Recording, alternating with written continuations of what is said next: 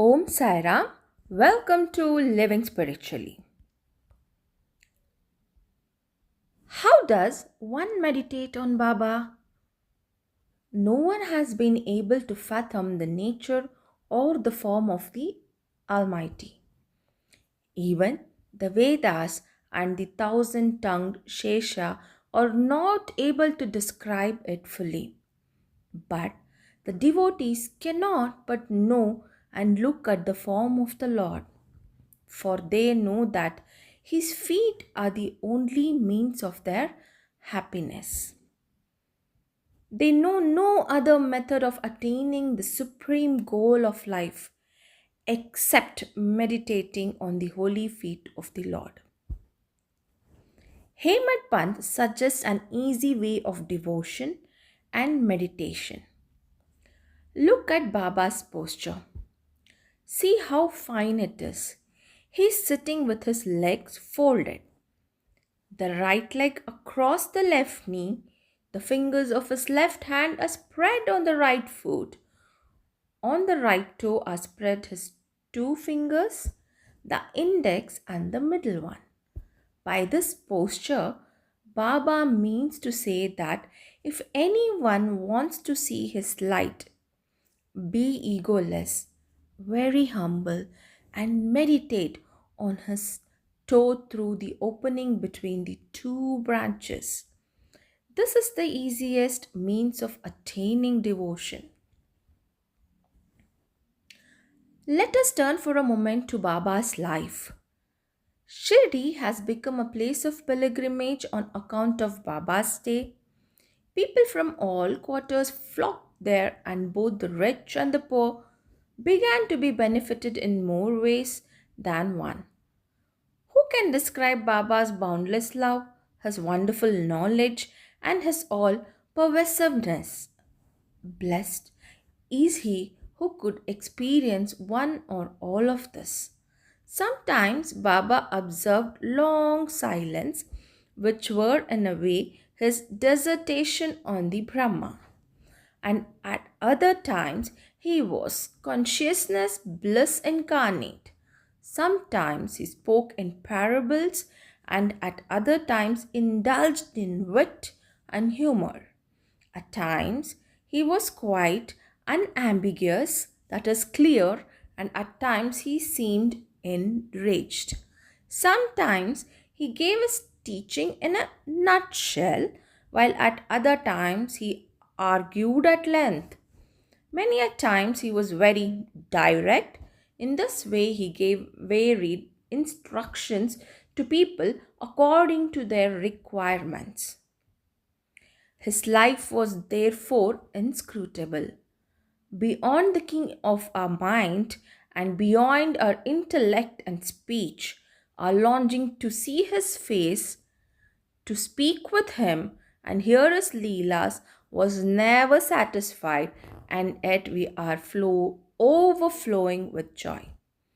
We can count the showers of rain and encircle the wind in a leather bag, but who can gauge or measure his leelas?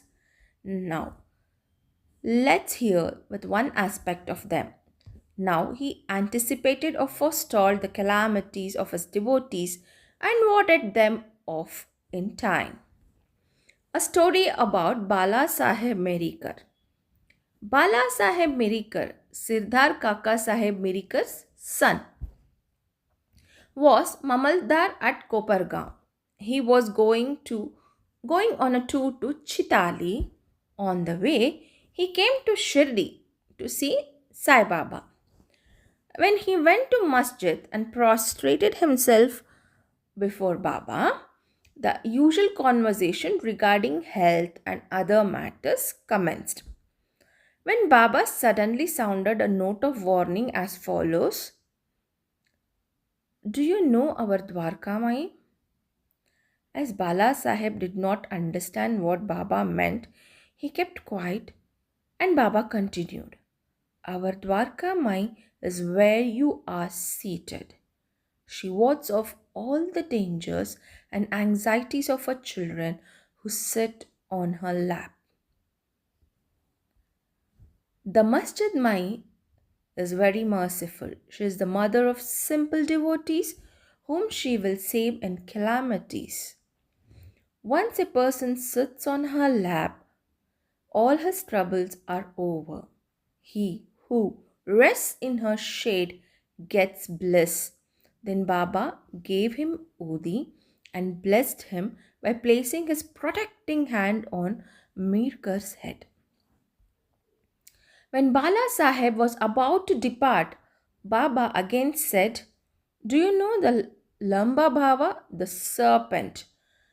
And then, closing his left arm like a fist, he brought it near his right elbow and moving his left arm like the hood of a serpent, he said, "He is so terrible. But what can he do to the children of the Dwarkamai? When the Dwarkamai protects, what could the serpent possibly do?" Everyone who was present there was curious to know the meaning of all this and its reverence to Mirikar. But no one had the courage to ask Baba about this.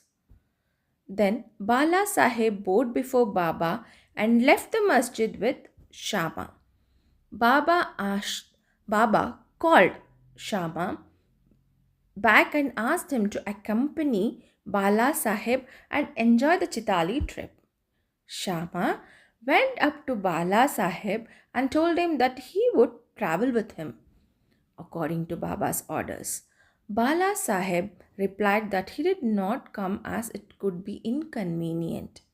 Shama returned to Baba and told him that what Bala Sahib had said. Baba said, "All right, do not go. We should mean well and do well. Whatever is destined to happen will happen."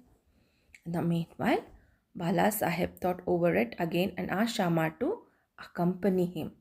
Then Shama went to Baba again and took his leave and left with Bala Sahib in the Tanga. They reached Chitali at 9 a.m.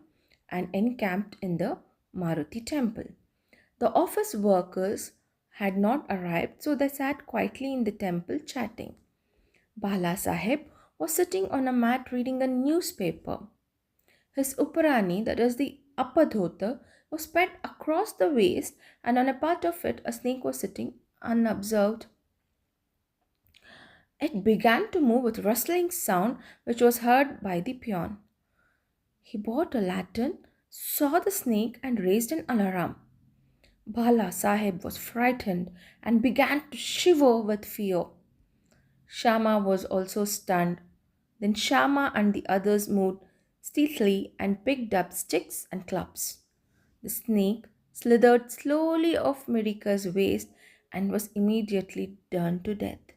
Thus, this calamity, which was predicted by Baba, was averted, and Bala Sahib's love for Baba increased immensely. Leelas of our Sai Baba. Om Sai Ram, Om Satchidananda Sadguru Sainath Maharaj Ki Jai.